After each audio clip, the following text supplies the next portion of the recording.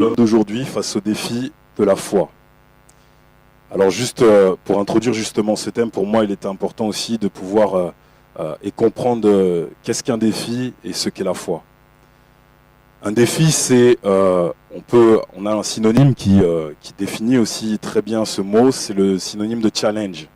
C'est-à-dire que c'est quelque chose, un but, un objectif qu'on doit atteindre, mais qui nécessite en fait qu'on mobilise vraiment toute sa force pour pouvoir aussi y arriver. Et on peut lire aussi, mais on le fera pas là ce soir, mais dans Hébreux 11, la définition de la foi, hein, qui est justement la ferme assurance des choses que l'on espère, des choses que l'on ne voit pas.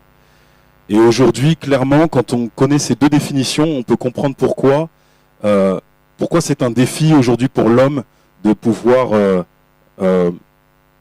manifester en fait sa foi. Parce que pour différentes raisons, hein, parce qu'aujourd'hui, le monde, la façon dont les choses tournent aujourd'hui, donne en fait à l'homme de ne pas justement se positionner dans cette foi, mais plus de se positionner dans les choses qu'on va dire dans le monde, entre guillemets, comme concrètes. C'est-à-dire les choses que l'on voit, au contraire, justement.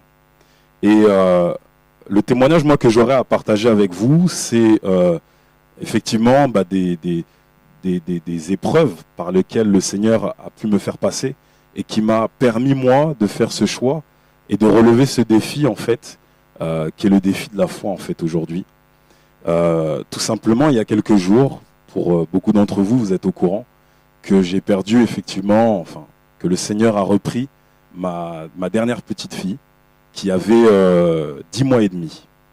Et ça a été effectivement quelque chose de vraiment particulier. C'est-à-dire que le jour en question, où donc c'était le vendredi 7 juin, ce jour, en fait, j'étais en déplacement avec le travail à Deauville, pour un congrès, et mon épouse m'a appelé tout simplement pour me dire que voilà, vite, il y a une urgence, il faut que tu rentres sur Paris. Mais à la base, je ne savais pas en fait de quoi il s'agissait, donc j'ai essayé d'avoir des informations, j'ai eu très peu d'informations, j'ai juste compris qu'il s'agissait de ma dernière fille et qui avait probablement un diagnostic vital engagé. Et donc très vite, j'ai demandé donc à mon directeur de pouvoir me libérer, chose qui m'a permis bien sûr, et je me suis donc rendu aussi vite, le plus rapidement possible sur Paris. Et pendant que je roulais en fait, j'ai eu un moment mon épouse au téléphone qui elle s'était rendue justement à l'hôpital, qui était arrivée plus vite que moi parce qu'elle était déjà sur Paris elle-même. Et donc je l'ai eu au téléphone et je lui ai demandé alors est-ce que tu es sur place, qu'est-ce qui se passe, qu'est-ce que c'est en fait. Et avant même qu'elle me réponde, le médecin en fait lui a pris le téléphone à la main en fait, lui a arraché le téléphone de l'oreille et a commencé à me parler en fait. C'est-à-dire elle a commencé à prendre des gants avec moi en fait en me disant écoutez monsieur, venez au plus vite, où est-ce que vous êtes, si vous êtes sur la route arrêtez-vous. Et moi pendant ce temps en fait je sentais qu'il y avait quelque chose qui allait pas et qu'on tournait autour du pot. Donc vraiment j'essayais de comprendre qu'est-ce qui se passait en fait. Et c'est vrai que sur le coup, j'ai un peu perdu mon sang-froid et j'ai commencé à dire au médecin, non, écoutez, il faut me dire maintenant parce que, voilà, moi je vous explique, je suis chrétien, j'ai besoin de prier pour elle, j'ai besoin de savoir qu'est-ce qu'elle a exactement pour que je puisse prier pour elle, etc. et tout. Et elle me disait en fait, non mais monsieur Baguidi, venez le plus rapidement possible, on vous attend, vous inquiétez pas, on vous attend, surtout faites attention sur la route. Donc j'ai senti qu'il y avait quelque chose qui se passait et quand elle a raccroché, donc j'ai continué donc mon trajet au plus vite. J'ai essayé de recontacter mon épouse derrière pour avoir plus d'informations, mais c'était sans succès. Et j'ai eu ma grande sœur au téléphone et je lui ai dit écoute, vraiment là, il y a un problème, essaye d'avoir Sabrina parce que il y a un problème avec Salomé, mais elle me dit rien, tout ça, je comprends pas et tout. Et elle aussi n'arrivait pas à la joindre. Et peut-être au bout d'une heure de trajet comme ça, donc ma femme me rappelle. Et là, je lui dis, alors qu'est-ce qui se passe? Dis-moi, qu'est-ce qu'il y a et tout. Et elle me dit, écoute, fais attention. Tout ce que je te demande, c'est de faire attention. Parce que tu es sur la route et tout ça et tout. Je lui dis, écoute, dis-moi ce qui se passe. Et là, elle me dit, écoute, Salomé est reparti auprès du Seigneur. Et vraiment, sur le coup, j'ai vraiment poussé un cri. J'ai vraiment crié, j'ai dit non, j'ai vraiment crié parce que je m'attendais pas à ça. Et donc elle m'a dit ça et après quoi donc on a un peu discuté. C'était très difficile, mais en plus donc je sais pas, essayez de vous imaginer, je suis à peu près à 2h30 de route. Je suis sur la route, j'apprends une nouvelle comme ça, je suis un peu complètement défait, on va dire.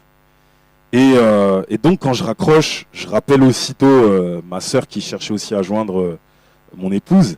Et là, je lui dis ce qui se passe. Donc on est là, bon, disons qu'on pète en sanglots parce que vraiment on comprend pas ce qui se passe. Et là, donc, je commence à essayer de prier, quoi. Vraiment, je commence à essayer de prier. C'est-à-dire, je voulais prier et dire au Seigneur, mais qu'est-ce qui se passe, Seigneur, etc. Et donc, je commence à prier, je commence avec mes mots à dire, mais Seigneur, qu'est-ce qui se passe et tout. Non, tu peux pas faire ça. Et puis, donc, je me disais, non, mais Seigneur, toi, tu es capable de tout. Tu peux, s'il faut que tu la réveilles, tu peux la réveiller. Seigneur, non, qu'est-ce qui se passe, en fait? Et là, j'entends vraiment une voix, vraiment, qui me dit comme si, qui me dit tais-toi et prie en langue seulement dans ta tête.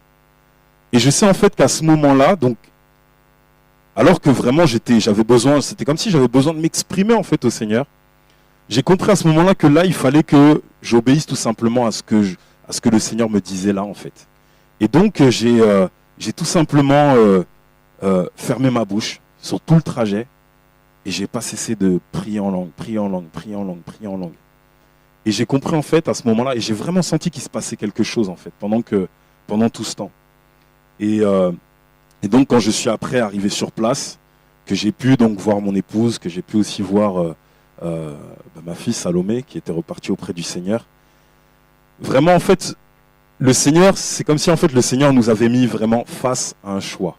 C'est-à-dire que par l'épreuve qui nous faisait traverser à ce moment-là, on devait nous-mêmes en fait faire un choix. Et vous savez vous-même combien, quand on perd un membre cher, quand le Seigneur rappelle à lui quelqu'un qui nous est cher, combien c'est difficile de justement, quand on est confronté à ce choix, de pouvoir faire ce choix de tenir ferme en fait et de se positionner dans la foi. Il y a plusieurs solutions qui s'offrent à vous. Soit vous tombez vraiment dans, j'ai envie de dire, comme la dépression, soit vous saisissez la parole de Dieu qui est vivante. Qui est vivante. Soit vous la saisissez, et quand vous la saisissez, vous savez que les choses, elles vont être différentes de l'autre choix. Et pour moi, c'était comme si vraiment, quand la parole dit « Je mets devant toi le chemin de la vie et de la mort, choisis la vie », j'étais devant ce choix-là. J'avais le choix entre la mort et la vie. Mon épouse et moi, on avait le choix entre la mort et la vie. Soit on choisissait l'esprit de mort, la dépression, la rébellion contre le Seigneur. Parce que ce sont des choses que certaines personnes ne peuvent même pas comprendre. Même que des personnes, moi j'ai entendu des personnes venir me voir et me dire c'est injuste. Parce qu'il y a des personnes âgées dans les maisons de retraite qui attendent même leur tour. Qui chaque jour se réveillent et parlent aux aides-soignantes pour dire mais c'est quand là que je pars? Et là, c'était un bébé de 10 mois et demi. Donc certains sont venus me voir pour dire mais c'est injuste, on ne comprend pas. Mais moi, je sais que ce n'est pas injuste. Et que le plan de Dieu est parfait en toutes choses. Ça peut être bizarre de dire ça. Ça peut même être... on peut peut-être même ne pas le comprendre, mais pourtant, c'est la vérité. Tout ce que Dieu fait est parfait. Tout ce que Dieu fait. Même quand Dieu rappelle à lui un de ses enfants, sachez que c'est parfait. Et on a déjà plusieurs fois entendu le pasteur David nous enseigner par rapport à ces choses, par rapport à la mort, comme quoi, vraiment, comme que la mort était, en vérité, même l'apôtre Paul le dit dans la parole, que c'est un gain véritable. Parce que celui qui quand le Seigneur rappelle à lui, la personne, ici, effectivement, elle décède. Mais après, elle se retrouve dans la vie éternelle avec le Seigneur. Et ça, c'est la plus grande des victoires. Et du coup, nous qui étions devant ce choix-là, il a fallu, alors que le monde, vraiment pour de vrai, le monde, en fait, il veut vous pousser dans le choix inverse. C'est-à-dire que pour le monde, c'est plus naturel, c'est plus normal de se morfondre, de s'accabler, d'être porter le deuil. Vous savez, porter le deuil, quoi. Hein, vous savez, il y a même des civilisations, je crois que c'est en Asie, où on ne donne même pas de prénom à l'enfant jusqu'à ce qu'il ait 2 ans. pour vous dire parfois comment ça peut être dur de perdre un enfant en fait. Donc on voit vraiment que le monde, lui, veut nous emmener vers ce choix de l'esprit de mort. Et je voyais moi des personnes qui venaient nous voir, qui venaient à la maison des amis ou autres, qui effectivement, sans le vouloir, inconsciemment en fait, auraient trouvé même plus normal qu'on soit en fait abattu. Mais on s'est vraiment levé et on a dit non, nous on va choisir la parole de vie. Comme quand, ça m'a fait penser, même quand souvent le pasteur prend cet exemple, quand le Seigneur lui-même était en train d'enseigner les foules et qui donnait des paroles vraiment qui étaient dures, et que tout le monde est parti et qu'il restait les 12 à la fin. Et qu'ils ont dit, mais où irons-nous? C'est toi qui as la parole de vie. Et bien c'est comme si vraiment c'est ce choix-là qu'on a fait en fait. C'est-à-dire on a dit, non Seigneur, là c'est le moment. Là c'est le moment de mettre en pratique tout ce en quoi on croit. Les convictions qu'on a par rapport à cette parole. C'est-à-dire qu'on croit vraiment qu'elle est vraie. On croit qu'il n'y a pas un iota de cette parole qui est fausse. On croit qu'elle est vérité. Mais on sait et on saisit aussi que la parole de Dieu, c'est Jésus lui-même. Si on saisit la parole, on saisit Jésus. Jésus, c'est lui qui est le chemin, la vérité et la vie. Alors on s'est dit non. Le Seigneur dit dans sa parole qu'il est le roc sur lequel on doit bâtir. Alors on va choisir le roc. Et vraiment, je vous dis, à partir du moment où on a choisi ce roc, eh ben, le Seigneur nous a donné une stabilité, une force pour pouvoir affronter cette épreuve. Je vous dis à tel point même que, et j'en témoignais même au pasteur, je lui disais vraiment, la sensation qu'on a avec mon épouse, c'est qu'on est comme si au-dessus de l'épreuve. C'est-à-dire que oui, c'est quelque chose de difficile, c'est une épreuve vraiment qui peut être douloureuse. Mais quand la consolation vient, quand l'esprit de consolation vient et qui visite, qui touche, qui fait son travail, qui lave, qui nettoie, qui fait tout ce qu'il a à faire, parce qu'on a accepté les choses, parce qu'on ne s'est pas rebellé, parce qu'on a dit non Seigneur, tu fais toutes choses parfaites, c'est ta volonté, et qu'on a fait ce choix, et ben, je peux vous dire que derrière, il vous donne une position qui est même aux yeux du monde incompréhensible. Je vous dis, j'ai mes collègues de travail, de l'ancien travail dans lequel j'étais, qui sont venus, qui n'ont pas compris. Ils n'ont pas compris. J'ai encore eu une collègue hier au téléphone qui me disait, mais Gary, on ne comprend pas. Parce que vraiment, on a même fait du jour de l'inhumation vraiment un jour de fête, un jour où on voulait glorifier le Seigneur. Parce qu'on a compris, on a saisi que vraiment, voilà, le Seigneur fait toutes choses parfaites et que notre fille est auprès de lui et que quand notre tour viendra, maintenant c'est à nous de gagner maintenant notre place et de pouvoir nous-mêmes nous retrouver dans la félicité du Père, tout simplement. Donc vraiment, c'est un vrai défi pour l'homme aujourd'hui, parce que comme je vous disais tout à l'heure, le monde veut vraiment, vraiment nous empêcher de manifester notre foi. Il préfère que l'on choisisse la facilité, c'est-à-dire au lieu de manifester sa foi, de plutôt s'appuyer en fait sur les choses que le monde croit voit comme solides ou comme fondement du monde même. Alors que la parole, c'est ça qui est notre vrai fondement et c'est ça qui est vraiment la vie. Et en faisant ce choix, encore une fois, vraiment, je bénis le Seigneur parce qu'il nous a vraiment donné la victoire dans cette épreuve. Voilà. Merci Seigneur. Amen. Merci. Merci Gary pour cette introduction et aussi ce témoignage fort. J'aimerais tout simplement appuyer pour que nous sachions tous ici que le contraire de ta foi, ce sont tes émotions humaines par lesquelles tout le monde veut marcher. La foi est une folie pour l'entendement humain, mais c'est une alliance avec Dieu. C'est une alliance avec Dieu. Et c'est une responsabilité aussi vis-à-vis de Dieu que d'honorer ta foi. Dans ce livre de Hébreux 12, il est dit que d'abord le Hébreux 11 que Gary a cité tout à l'heure, que je vais d'ailleurs lire parce que nous avons besoin toujours de nous fixer dans la parole du Seigneur. Donc, Hébreux 11, nous allons lire ce verset.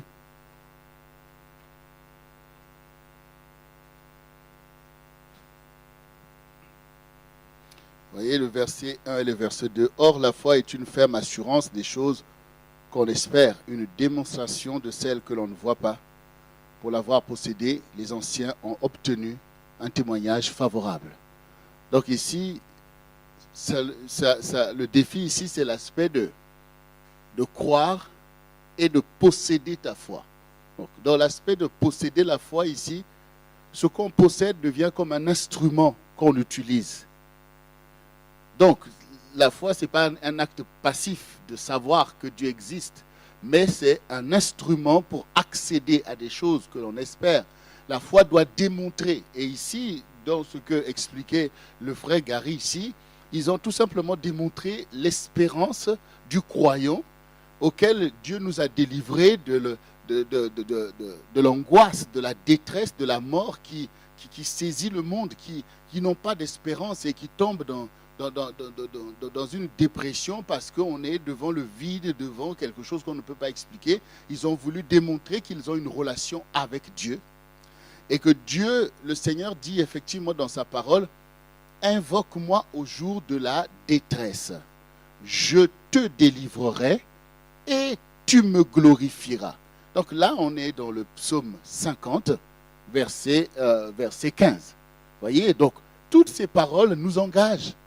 Il faut faire vivre la parole. Il faut manger la parole. Et là, ça a été une occasion pour eux de témoigner devant un drame qui secoue le monde qu'il y a une autre issue. Parce que souvent, lorsqu'on se laisse aller comme ça dans les émotions, ce n'est pas que le déchirement. C'est vrai que comme il lui a témoigné, lorsqu'on apprend une telle nouvelle, bien sûr, ils étaient terrassés. Et d'ailleurs, même pendant que toi, tu essayais de joindre ton épouse et que tu avais du mal à la voir, elle était en ligne avec nous. Nous, on était au Congo là-bas, j'étais au fin fond de mon village là-bas à Mapangoui, et merci la technologie.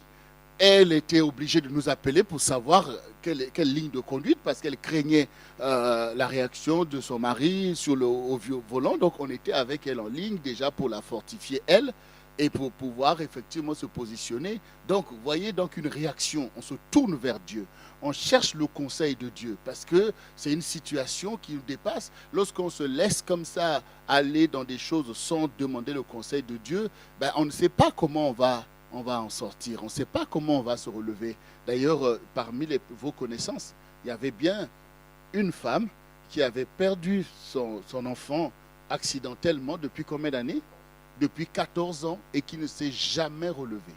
Elle a témoigné le jour de l'enterrement de votre enfant, puisqu'elle a parlé avec mon épouse, que déjà sa fille qui avait 4 ans pendant les faits, qui était vraiment colère contre Dieu et tout, avait trouvé son relèvement et qu'elle-même retrouvait ainsi aujourd'hui l'espoir. Elle avait compris quelque chose. Mais non seulement que vous, ça vous a aidé, mais ça a aidé beaucoup de gens de savoir que la parole de Dieu est vraie. Parce que c'est facile de croire que la parole est vraie lorsque tout va bien. Mais lorsque les choses deviennent difficiles et quand l'incompréhension des gens risque même de vous gêner vous-même, c'est plus difficile d'assumer la foi. Et c'est ce sujet-là que nous souhaitions voir avec vous, parce que dans le relèvement dont le Seigneur nous a parlé maintenant, il y a l'élément essentiel qui est la foi. Donc je souhaite que l'on puisse à ce moment-là maintenant saisir cette opportunité d'avoir la foi que les anciens ont eue, c'est-à-dire cette foi qu'ils ont possédée et qui leur a donné un témoignage qui nous éclaire aujourd'hui. Nous voulons relever les défis, nous voulons devenir des hommes qui réussissent dans leur foyer, et dans l'église, dans la société, mais ça ne sera pas sans la foi. Ça ne sera pas sans la foi, parce que dans la vérité, selon les réalités dans lesquelles nous sommes et le temps dans lequel nous sommes, sans la foi, ça va être difficile pour beaucoup d'entre nous de réussir leur vie. Voilà, parce que pour réussir votre vie, il aurait fallu que depuis votre enfance, déjà en bénéficiant déjà d'un héritage quelconque, et faire, vous voyez, même sur le plan professionnel ou financier, ceux qui sont riches ici, ce sont des générations qui ont commencé à faire ce truc pour devenir aujourd'hui des hommes riches. Or, nous devons devenir des hommes riches. Donc, ça ne sera pas par des voies, par une voie normale. Ça sera par une voie miraculeuse. Donc ça, c'est ce que le Seigneur dit, certains des derniers seront les premiers. Vous serez la tête et non la queue. Donc, le Seigneur sait qu'il va parfois nous trouver à la queue. Mais par le miracle de la foi, et de la révélation. Il va nous faire aller de l'avant. Alors, aujourd'hui, donc, toi, qu'est-ce que toi, comment tu possèdes ta foi? Qu'est-ce que tu penses sur le sujet de la foi? Parce que l'affaiblissement de la foi chrétienne est une réalité. Le recul de l'Église est la conséquence d'un affaiblissement de la foi. Comme disait Gary, c'est irréaliste de marcher dans les voies qui sont dans la Bible des anciens, c'est des choses passées, il faut être réaliste, il ne faut pas croire, par exemple, par exemple, nous, par exemple, les évangéliques, on dit c'est des fondamentalistes. Voilà, c'est-à-dire qu'on dit, voilà, c'est des gens qui appliquent la Bible à la lettre. Donc, du coup, pour certains croyants même que non, c'est trop. C'est-à-dire qu'il faut faire une interprétation quelconque de la parole de Dieu, mais il faut être dans son temps. Voyez? Donc ça, c'est... Et vous-même aussi, vous êtes impacté par ça. Souvent, au quotidien, beaucoup ne vont pas à fond avec le Seigneur. Voilà, il faut qu'on soit honnête. Donc, c'est de ça que nous voulons parler. Donc, j'aimerais que vous puissiez maintenant intervenir sur le sujet de la foi qui doit nous caractériser.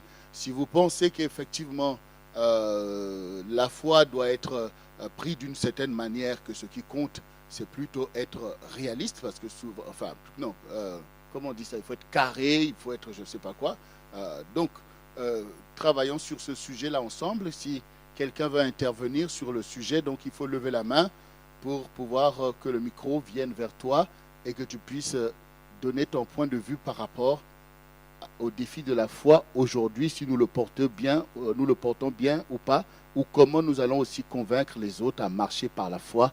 Comme dit le Seigneur, mon juste marchera par la foi. Oui, frère Saïd.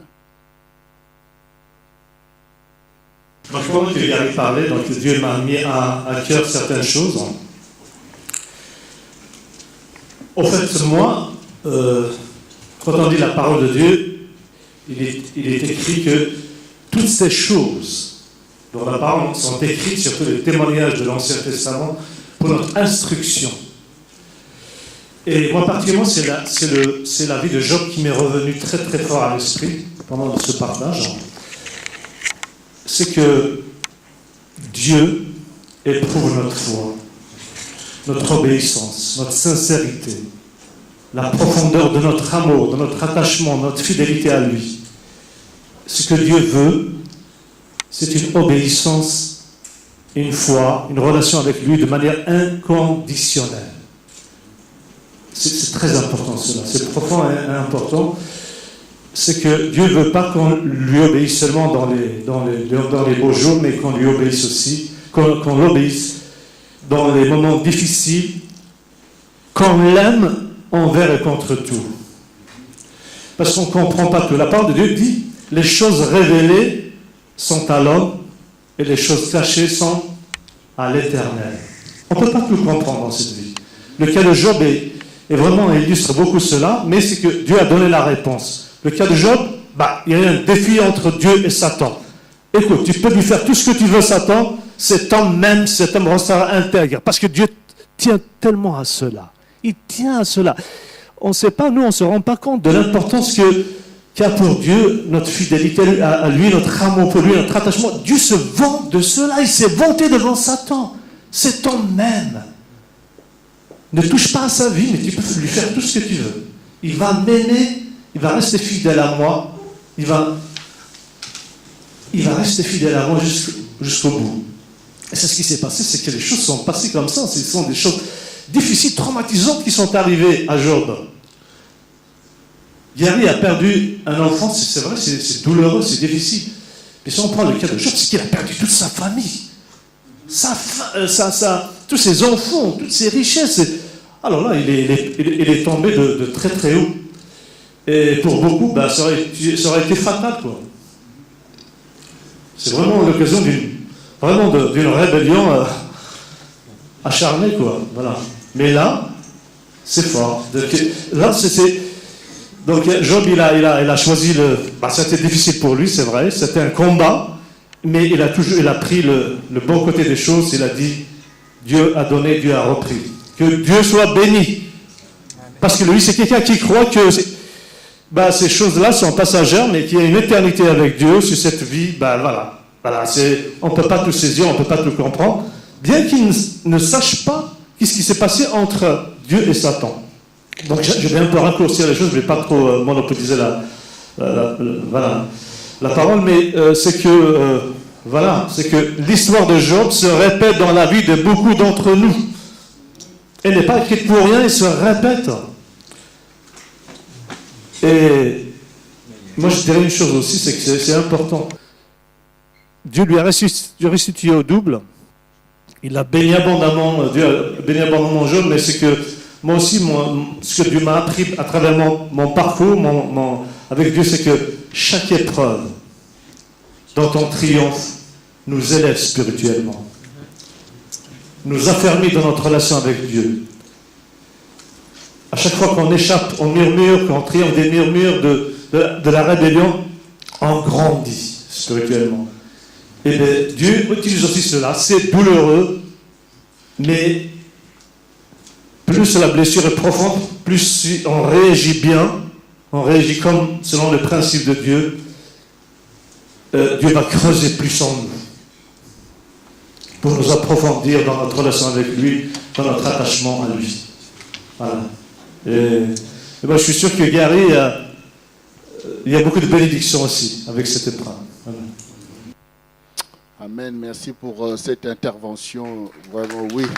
On peut acclamer le Seigneur pour cela parce que c'est vraiment une grande contribution. Donc, il faut obéir à Dieu inconditionnellement et que le Seigneur se réjouit, il se glorifie de la fidélité qu'on lui voue.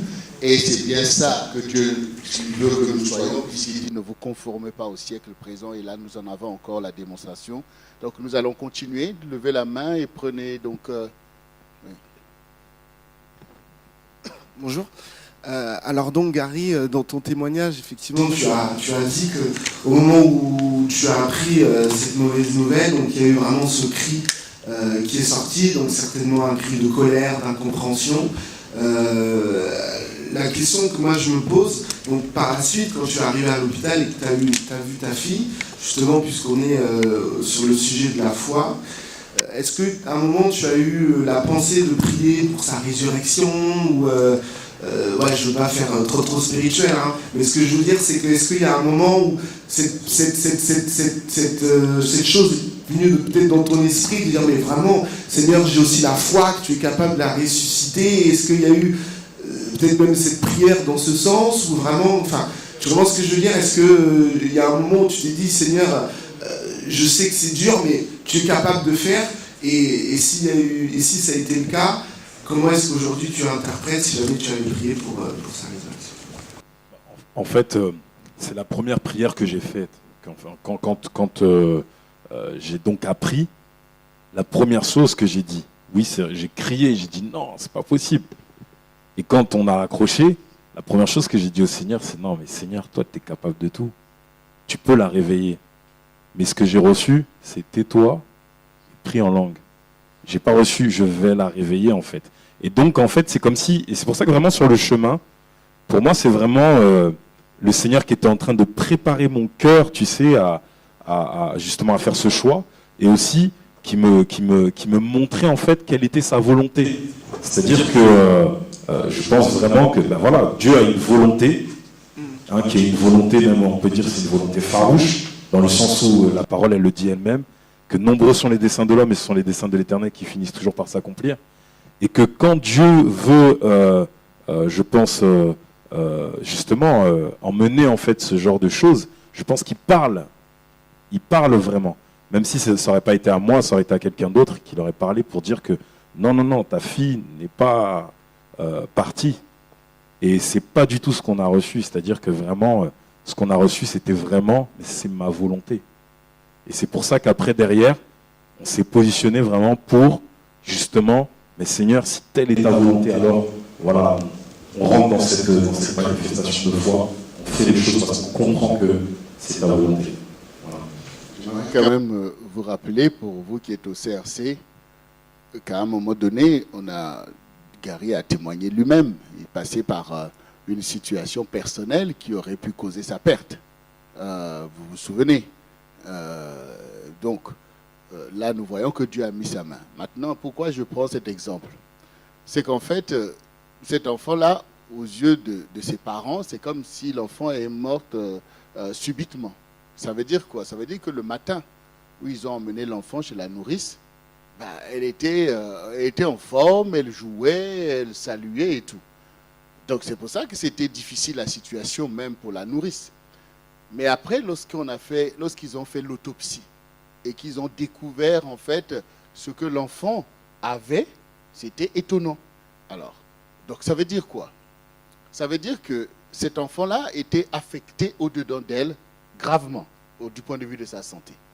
Mais pourtant, Dieu lui a donné une vivacité qui a permis à cet enfant, non pas d'être malade, ce qui aurait été en quelque sorte une alerte, si le Seigneur avait permis qu'eux voient ce que l'enfant avait, comme d'habitude.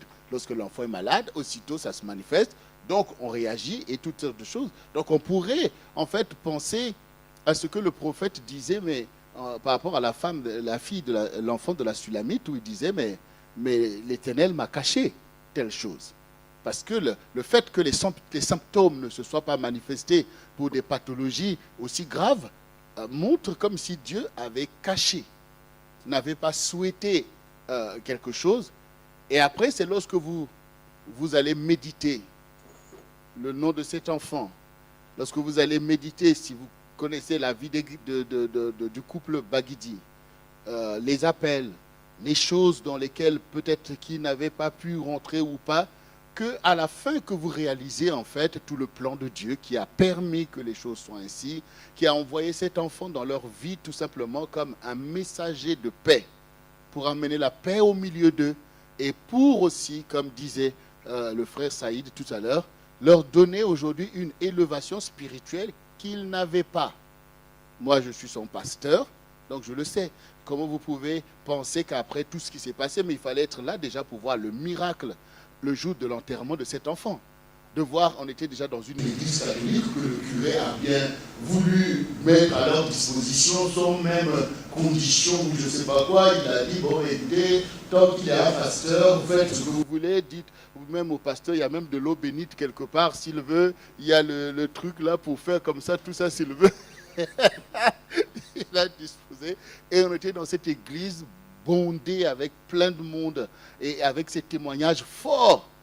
Et donc là, on comprend que Dieu est à l'œuvre. Il fait quelque chose qui nous dépasse. Mais quelque chose, comme disait le frère, dans les conséquences sur leur vie, sur l'Église et même sur les générations à venir, est fort. Est fort. Donc effectivement, il y a toujours ce côté-là que nous devons toujours savoir que le plan de Dieu nous dépasse et que, comme il disait, que ce que Dieu fait, effectivement, est parfait par rapport à la vérité, mais certainement pas par rapport à nos émotions.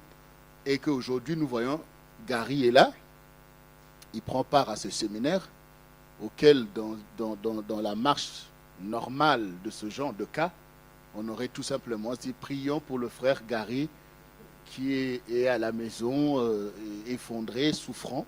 Hier, son épouse était là, en train de chanter à la gare du Nord, de tout son cœur et tout ça. Là, nous voyons l'œuvre de Dieu. Là, vraiment, nous le voyons.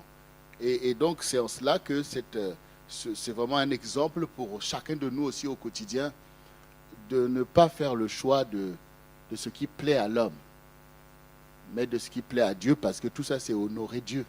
Parce que Dieu, souvent, il est là à côté de toi. Il voit bien le choix que tu fais.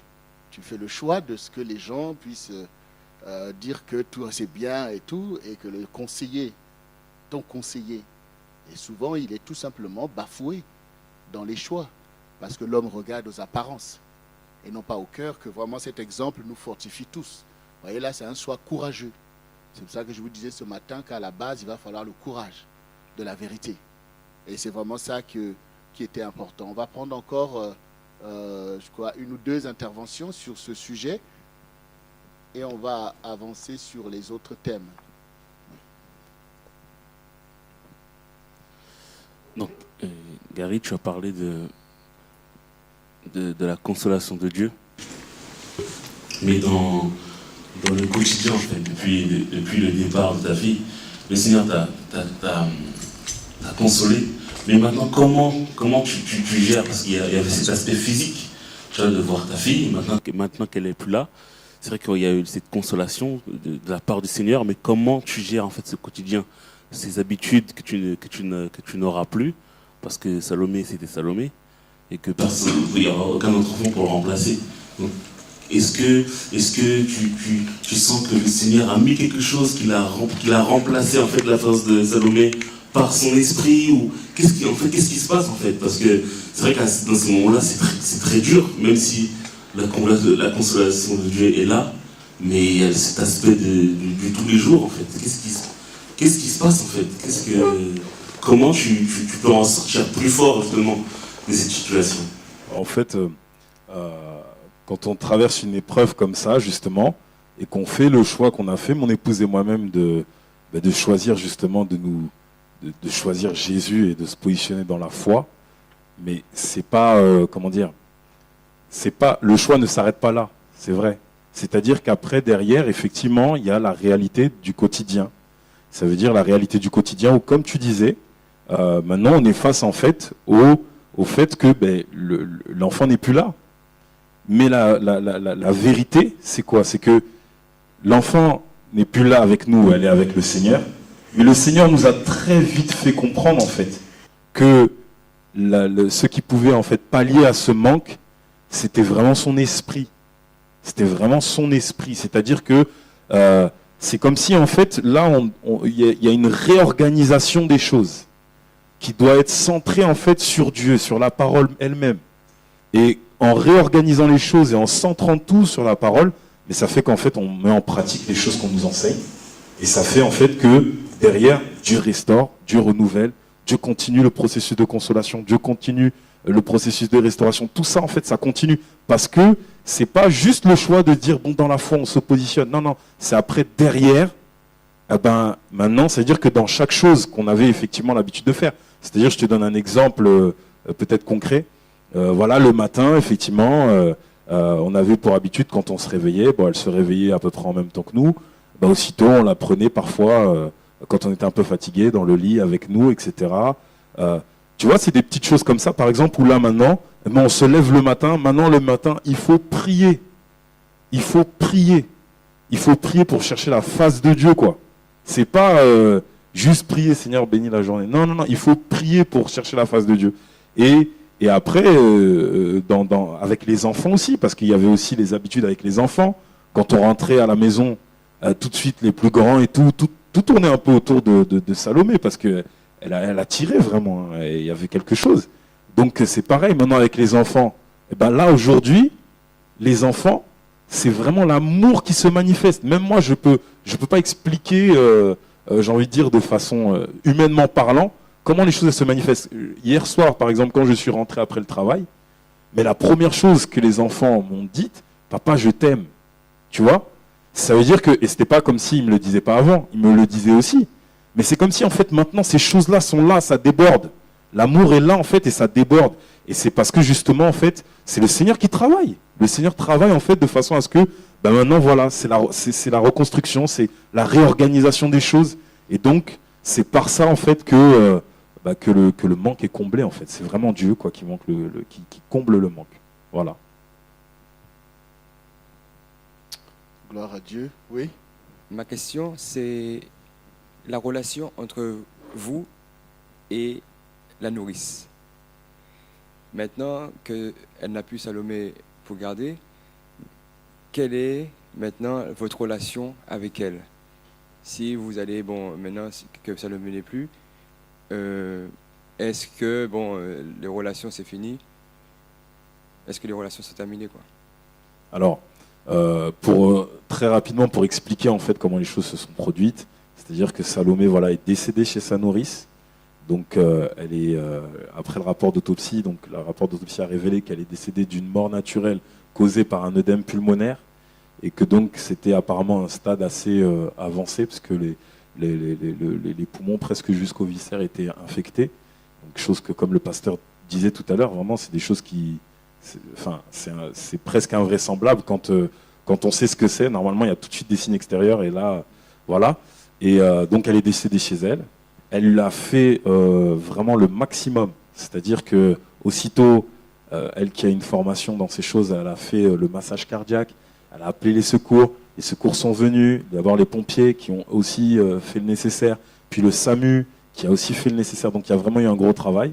Il faut savoir que c'est vrai qu'au départ, comme on avait très peu d'informations, on craignait qu'il se soit passé quelque chose, mais très vite, le Seigneur là-dessus nous a aussi rassurés. Et aujourd'hui, donc, il n'y a aucune animosité avec la nourrice. On a effectué donc lundi l'inhumation.